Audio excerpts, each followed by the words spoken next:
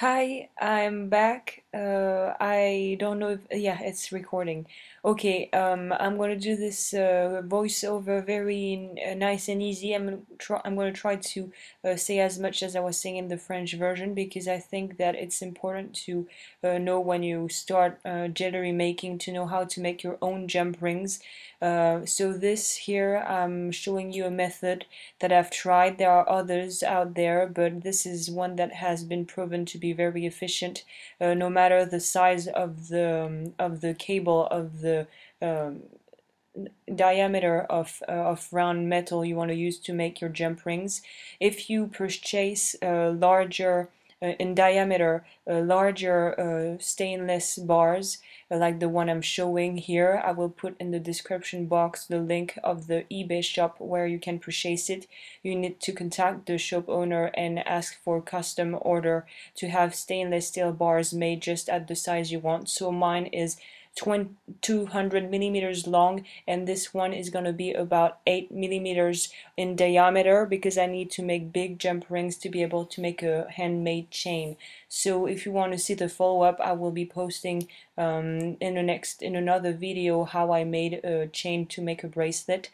Depending on the cost you're willing to put, or the ratio between the cost, money cost, and time cost, you might find out perhaps that making your own chains might take more time, but might be cheaper in the long run. So it's you have to establish whether you want to buy pre-made or handmade. None one is better than the other. It's just two different approaches.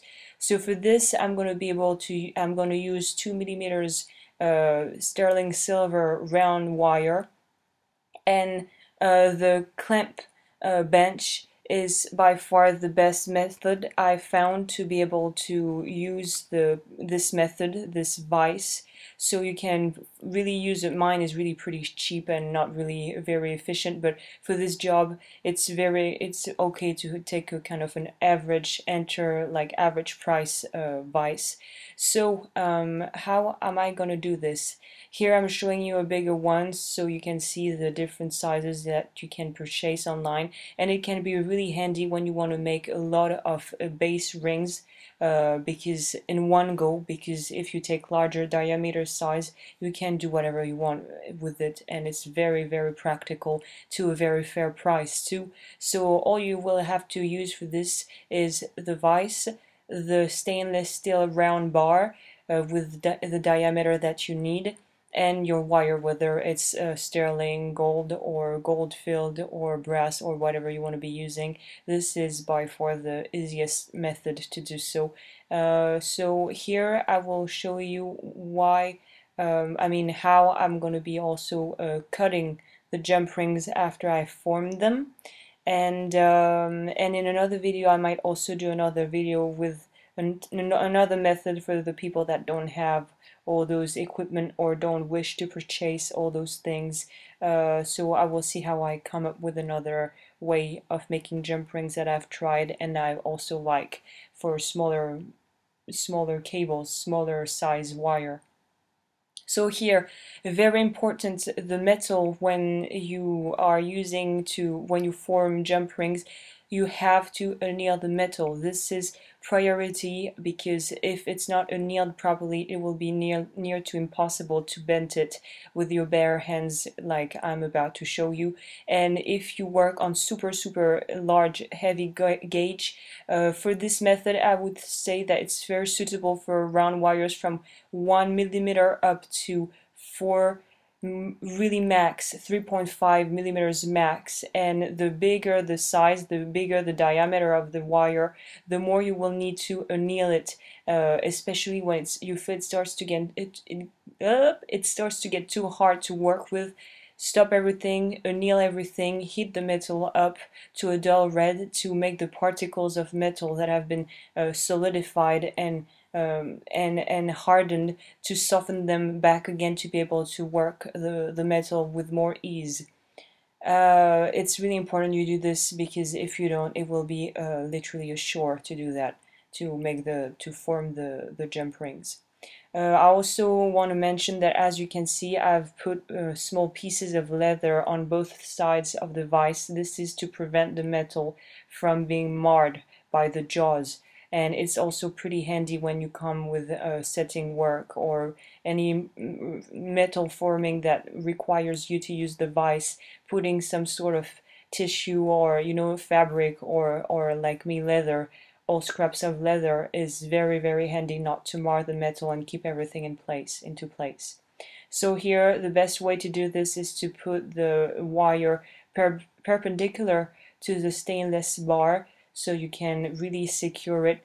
I could have put it a bit more onto the edge, the piece of wire, because you will lessen the loss of material if you put it more on the edge, sorry. But if you want to be more, if you want to work safely, more safely, just know that there'll be some more extra loss of metal, but of scraps of metal, but at least you're sure that the thing won't be moving at the wrong time.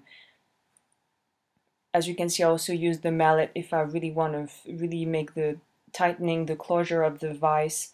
And here we go, really simple. Like I was mentioning, you will be using your bare hands because it's been annealed, so it's easy to work with. Here the goal is to be as very putting equal pressure everywhere, trying to keep it as tight and as really good with a good surface. It has to be there needs to be a good adherence on the stainless bar while you were turning the wire all around the metal bar. And of course you have to make sure that there's no space, no gap in between the small readily formed jump rings, because the bigger the gap, the hardest it's going to be to cut it at the end. Because I'm using a small piece of metal, here I'm using my pliers to help me to really form the end, and I will also use the mallet to be able to end have the wire ending nice and easy, and with that really like the thing pointing out. We really want something that's smooth, nice surface and nice shape. That's about it. That's how simple it is. So I'm taking it off of the vise so you can see here what's going on. If it's not too hardened yet, you can even do like me, use your fingers and use your pliers to really, the point is to make it super round and super equal and even. It's normal if you see that the jump rings are going in one way. Don't worry about that, we will be able to fix that later on. And if you want to reduce the cost of spared metal that haven't been used because it was blocked in the vise, you can use your pliers to make and try to shape it the way you want to decrease the loss of metal.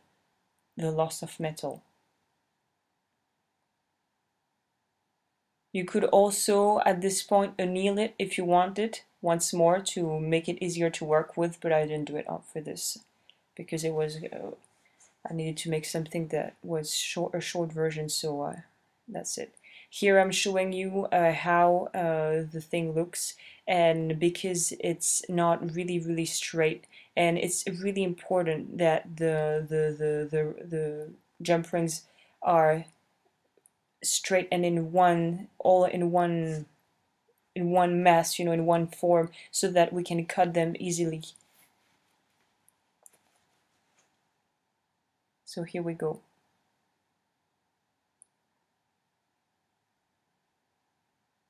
I'm also going to show you how you can try to reshape if you're not happy and it's still not round enough, even after having used the pliers and trying to really shape it by hand. We can use the hammer, the mallet, the plastic mallet. All right, so I'm going to trim the extra edge, and we're going to be using the mallet to try to reduce the space and the gaps in between the small jump rings, because as I was saying, it's really easier to cut them when there's no extra space between them. And we will also be using the mallet to help us make a more roundish form if it's not round enough. Pliers again, don't go too crazy on the pliers.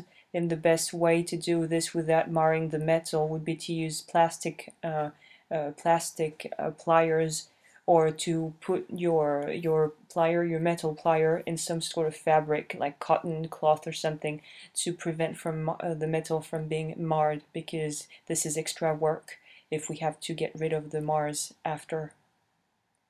Here I'm showing you also the other way to finish off the work if you really need something extremely round, extremely well done and with a very high finish. We can use a small round steel mandrel and use the mallet once again, not to mar the metal, to be able to form it as we would form a ring base or anything round. So here I'm just tapping nicely. You can also use the technique that I use to form rings, ring bases. You can do it on one side, and then when we've done it on one side, we flip it around. You'll see to be able to have both sides really equally, evenly hammered and rounded like that. You could also use the round stainless steel bar we've used to form the metal. I don't know why I used that, but you could you have used the other one from the beginning, if you don't have a special round mandrel like that.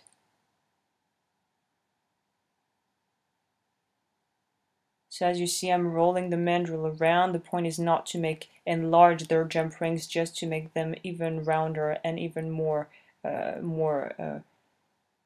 pressed between one another. So here I'm reaching a decent shape, and that's when we come up with how to saw this, how to cut them off the most neatly possible. Keep in mind also, I haven't mentioned it before, but if you're wanting to do a larger quantity of jump rings, there's no problem with that. But you need to keep in mind that the larger the jump ring kind of spring thing is, the harder it will be to cut, and the longer it is, the more complicated it gets. So I think that to a max, what I would do per roll of jump rings is a 4 centimeters height of rolled jump rings, if it makes sense. Because above a length of 4 centimeters, I don't know how many inches, I'd say like more than 1.5 inches, 2 inches max is the maximum height if you're making jump rings, because it's going to be really really a pain to saw this if it's a really high in length, you know, the amount of jump rings. So you'd rather have to do 2 or 3 times in a row the same procedure, but at least you will not struggle so much to cut it, because the cutting part is especially important, because the more nicely that you cut the edges with the saw, the better it will be to solder them, because we will have neat endings, neat cutting parts, and you will struggle to cut it, especially when it's a big heavy wire gauge. If there's too many of them and it's too high, and it's going to be a pain. I can tell you, I've tried. I talk from experience. I come from experience on this one. So use small quantities, and if you're a beginner, I would especially recommend this method. Use the vise, stick in the roll of not yet made jump rings, and you will simply lock it. But then again, be careful, because if you lock it too hard, it will deform the shape. So it has to be really locked enough not to move while you're sewing, because this is one of the worst case scenario that can happen. If you start to sew and you see everything starting to move around, you have a problem. It has to be really a nice tight grip, but not too much, because then it can become a problem when it de-shapes the metal. But it's a really good way to cut jump rings, especially like I was saying, when you're beginning with silver smithing, and you don't really know how to use the saw blade. The saw, yeah, this is the best option you have out there, I find. So I'm going to keep to the traditional simple method that you can use, and it's using the saw. And then you can do the way I do it usually is I do one or two go just in one direction, going downwards once, twice, and when I have marred the metal enough and made a sort of incision where I want to be cutting, this will be used as some sort of pre-cut that will help me to finish off the work. You can also use a file if you have a really kind of triangular or really edgy file, medium grit preferably. You can go and make one incision so the blade will go inside more easily, and it will be easier for you to cut the metal. The point here is to use your non-dominant hand as a clamp again, and really you have to have a tight grip on the jump rings so they won't move, and you will have to be quite firm with the saw. And here I'm struggling a bit because I should have put some lub cut, but I forgot. But it will be easier if you kind of use some lub cut for it. Try to put equal pressure on the bottom and on the top, because it will also ease the process of cutting them all in one go, which is the goal. That's what we want. We want them to all snap at the same time and be really well cut. When you reach the point where, like I'm saying, I suppose I was saying that I knew, because after a bit of practice you will start to know when the metal starts to really kind of, you know, be ready to just snap and really be cut off. And at this point you will need to be extremely careful and vigilant about how you're doing everything, because that's when you have to really hold it with your non-dominant really tight. And then here I know it's going to happen, and be careful at this point when you know it's about to really be cut completely through the blade. Be very careful. Here you go. Maybe you didn't notice because you didn't have the noise either, but you will hear a clack and you will see the blade go through really rapidly, and that can be very dangerous, and you can make yourself bleed, cut yourself actually quite badly if you're too strong, and if the fingers are in the way. This is dangerous, so be very careful when you come to the end of the direction in which the blade is going at a fair speed, even if it's really small and it doesn't really show on camera, but you can really cut yourself very bad. So sometimes you will see that, as you see here, the jump rings will stay stuck on the blade. Well, it's easy peasy, you just take it out like that, and yeah, and that's about it. Here you go, and those are not too bad. I was actually okay with this.